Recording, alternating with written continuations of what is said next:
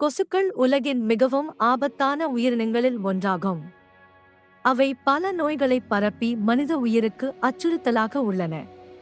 ஒவ்வொரு ஆண்டும் லட்சக்கணக்கானோர் கொசுக்களால் பரவும் நோய்களால் பாதிக்கப்படுகின்றனர். பெண் கொசுக்கள் மட்டுமே மனிதர்களை கடிக்கும். அவற்றுக்கு முட்டையிட இரத்தம் தேவைப்படுகிறது. ஆண் கொசுக்கள் தாவரங்களின் சாற்றை மட்டுமே அருந்தும். கொசுக்கள் மனிதர்களின் கார்பன் டை ஆக்சைடு சுவாசம் மற்றும் உடல் வெப்பத்தால் ஈர்க்கப்படுகின்றன.